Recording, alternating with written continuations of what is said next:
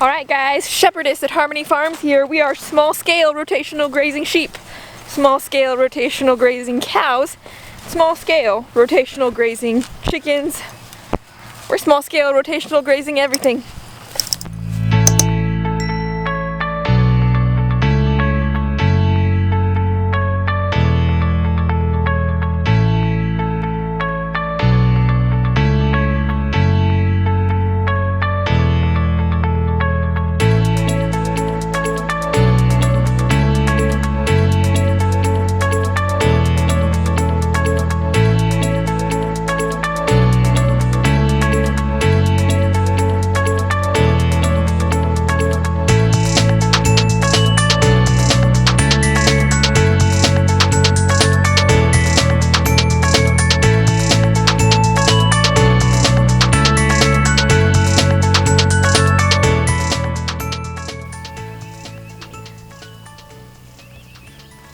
Whitey.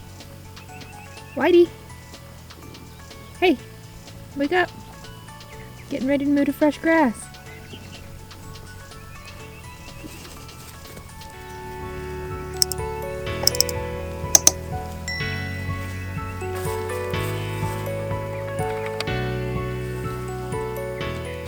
Alright, so today I'm just doing the standard shift on the sheep.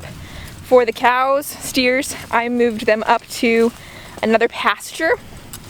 There, the grass was just good over there, and it was kind of growing into that phase where it's just about to not be good. So I wanted to make sure that the steers got in there and ate some of that good grass before it became over mature. We are at the place in the game, especially with the intensive rotational grazing, where we have more land than animals. We're running about 25 mom ewes plus the lambs they had last season, and 3 steers plus, you know, as many chickens as Chicken Lady can brood up on a weekly basis.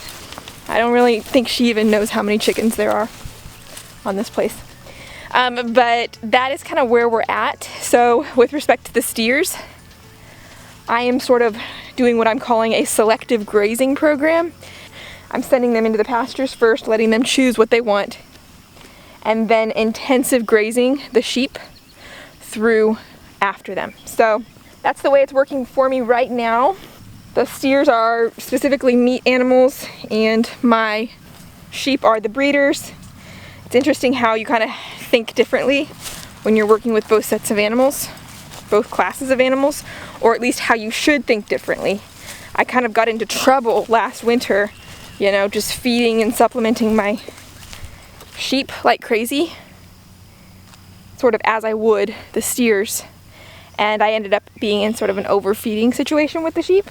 So it's kind of brought me to be more careful in considering each type of animal, the different species, as well as the different needs that each one has in different seasons. So learning curves as always, but right now the selective grazing the steers is working pretty well. They're looking good and chunky like I want a beef steer to look, and then grazing the sheep in afterwards works just fine for them because the cows typically leave behind stuff that the sheep absolutely love. So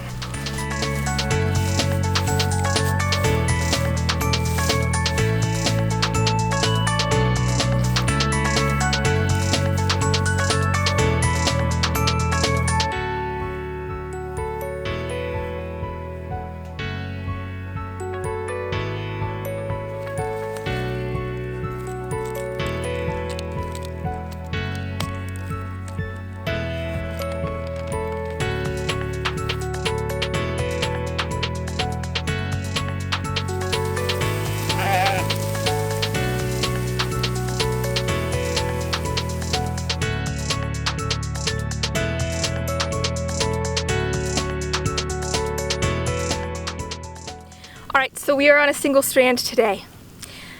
Yesterday, after 3 days in a row of this extremely timely escape, it would literally be 5:18 p.m. and I would see absolutely every sheep up on the ridge, hopped the fence, gotten onto the rest of the pasture. Well, yesterday at 5, p.m., I went out and watched the paddock.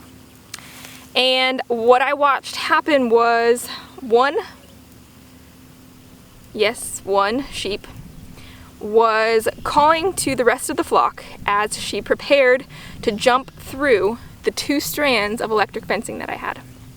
Now, I don't give a lot of credence to the whole cull the escape artist thing, so on and so forth, because as a very wise person told me, sheep will be sheep and sheep will all escape at some point. So if my rule was to cull the escape artists, I would have no more sheep left. But back to the story. So I watched that one sheep jump through the fence, and I said to myself, I'm gonna stick her in a separate pasture and see if the 5 p.m. escapes cease. So that's the test we are on today, and I'm gonna test it with just 1 strand of electric fencing, and at 5 p.m. I'm gonna see if we have any escape artist issues, or if that one sheep was the ringleader. Right.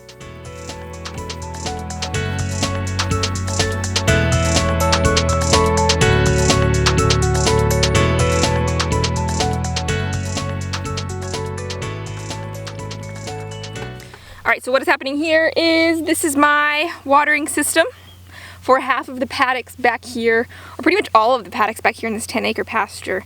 Because I'm doing the intensive grazing, the paddocks are small and they are cut off from the pond, which is our only water source back here. We don't have any hose access, nothing. So while I formulate a good infrastructure, a good watering infrastructure, I'm just bucketing 2 5-gallon buckets full of water to each new paddock that I create. That's kind of the beauty of sheep, is they don't drink a ton of water. And I'm just toughing it out for now. Water ran over. I don't really have a good idea as far as what a good watering infrastructure looks like. And I don't think you can set one up until you have some boots on the ground experience with how your paddocks are going. I don't want to say you can't, but for me personally, that's kind of the route I'm going. And I think at the end of the season, I will have a pretty good idea of my paddock layout and then be able to run water infrastructure with that experience that I've accumulated. So that's my plan, and I'd rather put in this work than put in a watering infrastructure system that just doesn't work. So I've got this big water tank back here that my dad filled up for me and trailered back here. And then it's obviously got a hose coming off of it, and I put some shade cloth on it to keep the sunlight from causing things to grow in the water while I used it. And then this is going down here by a hose. It's on a bit of a slope to kind of help with the filling process, pulling the water into the bucket. But yeah, that's pretty much it. The fancy watering system I got going on back here.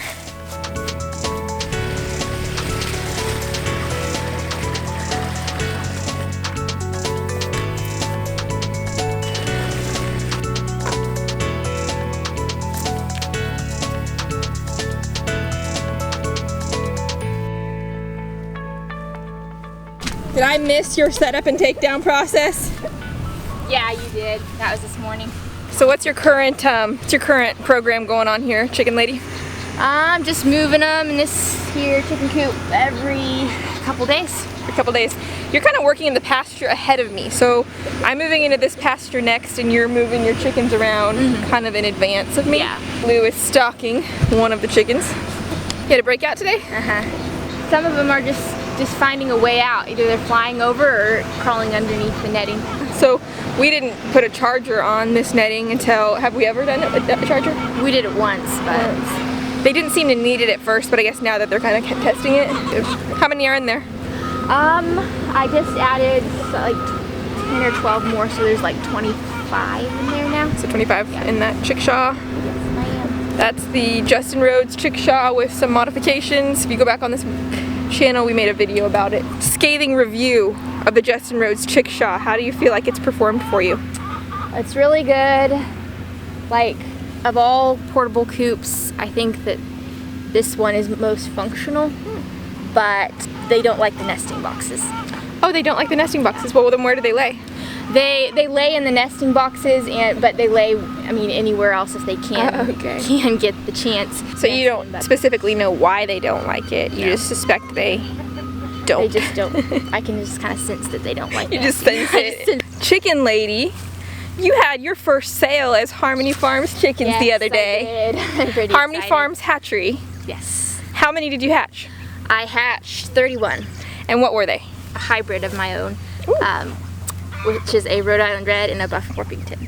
Ooh. Mix. Yes. Is that an original Harmony Farms original? It's an original. I'm sure other people have done it, but I tried it out last year, and the one that I hatched was a really good layer.